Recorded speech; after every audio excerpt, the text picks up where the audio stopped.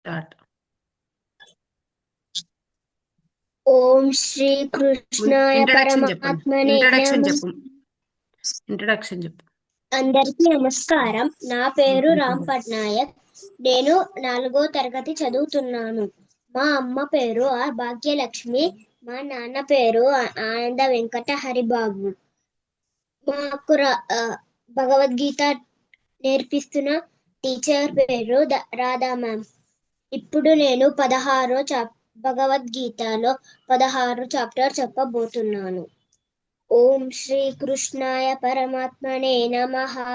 శ్రీమద్భగవద్గీత అత షోడశోऽధ్యాయः. दैवासुर सम्पद्विभागयोगः.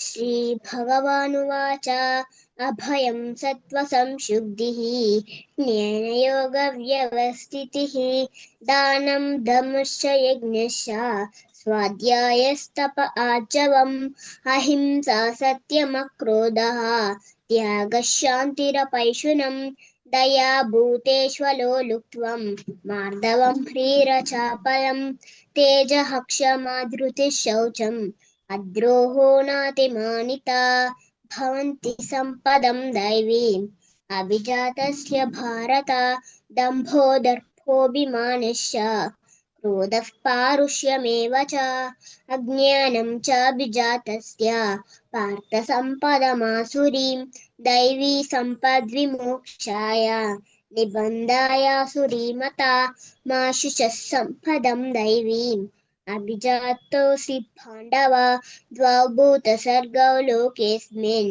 दैव आसुर एव च दैवो विस्तरशः प्रोक्तः आसुरं पार्थ मे शृणु प्रवृत्तिं च निवृत्तिं च जना न विदुरासुराः न शौचं नापि चाचारः न सत्यं तेषु विद्यते असत्यमप्रतिष्ठं ते जगदाहुरनीश्वरम् अपरस्परसम्भूतं किमन्यत् कामहैतुकम् एतां दृष्टिमवष्टभ्य नष्टात्मानोऽल्पबुद्धयः प्रभवन्त्युग्रकर्माणः क्षयाय जगतो हिताः काममाश्रित्य दुष्पूरं दम्भमानमदान्विताः मोहात् गृहीत्वा सद्ग्राहान् प्रवर्तन्ते शुचिव्रताः चिन्तामपरिमेयाञ्च प्रलयान्तामुपाश्रिताः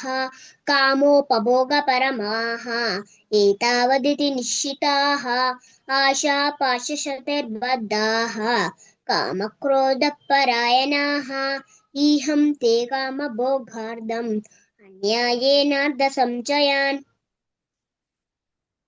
इदमद्य मया लब्धम् इमं प्राप्स्ये मनोरथम् इदमस्तीदमपि मे भविष्यति पुनर्धनम् असौ मया हतः शत्रुः हनिष्ये चापरानपि ईश्वरोऽहमहं भोगी सिद्धोऽहं बलवान् सुखी आद्योऽभिजनवानस्मि कोऽन्योऽस्ति सदृशो मया यक्ष्ये दास्यामि मोदिष्ये यज्ञानविमोहिताः अनेकचित्तविभ्रान्ताः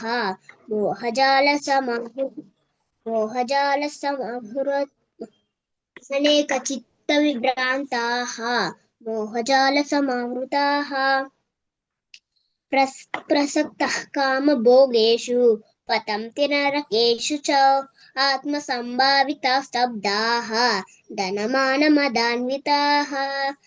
धनमानमदान्विताः यजन्ते नाम यज्ञैस्ते दम्भेन विधिपूर्वकम् अहङ्कारं बलं दर्पं कामं क्रोधं च संश्रिताः मामात्मपरदेहेषु प्रद्विषन्तोऽभ्यसूयकाः तानहं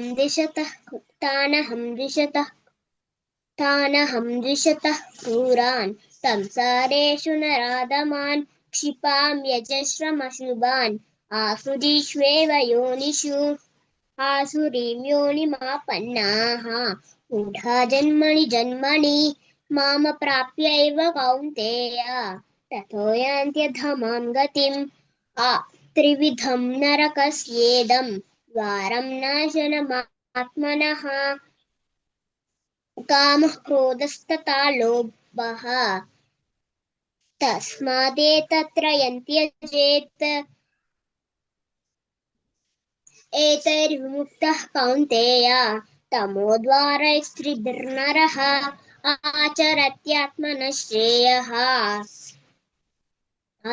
आचरत्यात्मनः श्रेयः ततो याति परां गतिम् यशास्त्रविधिमुत्सृज्य वर्तते यशास्त्रविधिमुत्सृज्य वर्तते कामकारतः न च सिद्धिमवाप्नोति न सुखं न परां गतिम् तस्मात् शास्त्रं प्रमाणं ते कार्याकार्यव्यवस्थितौ ज्ञात्वा शास्त्रं प्रमाणं ते कर्म कर्तुमिहार्हसि ॐ तत्सदिति श्रीमद्भगवद्गीतासु उपनिषत्सु ब्रह्मविद्यायां योगशास्त्रे श्रीकृष्णार्जुनसंवादे दैवासुरसम्पद्विभागयोगो नाम षोडशोऽध्यायः